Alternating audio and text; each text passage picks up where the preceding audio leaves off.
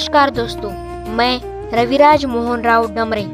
तो दोस्तों, स्वागत है आपका मेरे #RMD स्टार्स यूट्यूब चैनल पर। तो दोस्तों, आज क्या है, रामनवमी है, मतलब कि आज भगवान श्री रामचंद्र का जन्म हुआ था। आज मैं आपको भगवान श्री रामचंद्र जी के बारे में जानकारी देने जा रहा हूँ। तो चलिए वीडियो को शुरू करते हैं। तो दोस्तों, बहुत पुराने समय में इक्ष्वाकु वंश में दशरथ नाम के राजा अयोध्या में राज्य करते थे। उनकी 3 रानियां थी, कौशल्या, कैकेयी और सुमित्रा। राजा के कोई भी संतान नहीं थी, अतः ऋषियों ने कहा कि आप यज्ञ करें। राजा दशरथ ने एतदर्थ वशिष्ठ को आज्ञा दी। वशिष्ठ ऋषि ने श्रृंगी ऋषि को यज्ञ करने के लिए बुलाया। यज्ञ प्रारंभ हुआ। उस यज्ञ में खीर बनी। उस खीर को 2 भागों में बांटकर कौशल्या और कैकेयी को दे दिया गया। कौशल्या और कैकेयी ने अपने अपने हिस्से से थोड़ी थोड़ी खीर निकालकर सुमित्रा को भी दे दी। अंततः कौशल्या को एक पुत्र राम, कैकेयी को एक पुत्र भरत तथा सुमित्रा को 2 पुत्र लक्ष्मण तथा शत्रुघ्न हुए। श्री राम का जन्म चैत्र सदी 9वें सोमवार को हुआ था।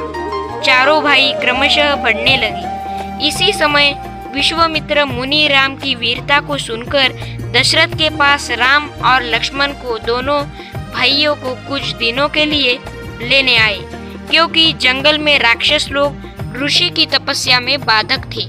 राम और लक्ष्मण ने सारे राक्षसों को मारकर उनके यज्ञ को निर्विघ्न कर दिया। विश्वामित्र मुनि उन्हें परिभ्रमण के लिए जनकपुर ले गए। उसी समय सीता का स्वयंवर हो रहा था। देश विदेश के भूपति उस स्वयंवर में आए थे, किंतु उसमें एक शिव धनुष रखा हुआ था। उसकी प्रत्यंचा को चढ़ाना था, किंतु सभी राजा हार गए। किसी से कुछ न हो सका। यहाँ तक कि कई राजाओं ने एक साथ उठाने की भी कोशिश की, वह भी व्यर्थ सिद्ध हुई। भूप सहस 10 एक ही 12, लगे उठावन टरे नटारा। अतः जनक जी उदास होकर बोले कि वीर विहीन मही मैं न जाना। लक्ष्मण क्रोध से बबक उठे। राम ने उन्हें शांत करके धनुष तोड़ा और सीता से शादी करके धूमधाम से अयोध्या लौट आए। राजा दशरथ अब बूढ़े हो चले थे। उन्होंने सोचा कि राम को गद्दी देकर स्वयं वन में तपस्या करूं। ऐसा सोचकर उन्होंने एक सभा बुलाई, जिसमें राम को युवराज बनाने और तदनंतर उन्हें सिंहासनारूढ़ करने की बात की। इसी समय उन्हें खबर लगी कि कैकेयी को भवन में है। वे वहां पर घबराए हुए हैं। कैकेयी को उन्होंने देवासुर संग्राम के समय 2 वर मांगने के लिए कहा था। कैकेयी ने तब कहा था,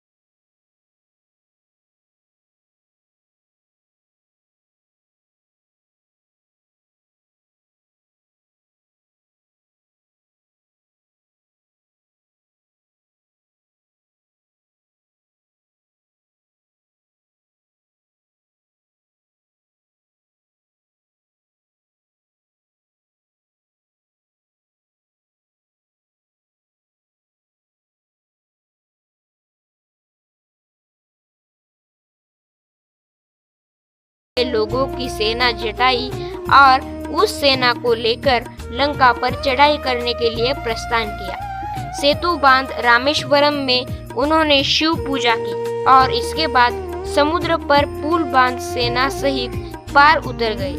उस प्रकार वहां के अत्याचारी राजा रावण को युद्ध में मारकर भारत की लक्ष्मी सीता जी को अयोध्या ले आए और पृथ्वी को उसके भीषण दमन चक्रों से मुक्ति दिलाई। लंका के राज्य को रावण के भाई विभीषण को सौंप दिया।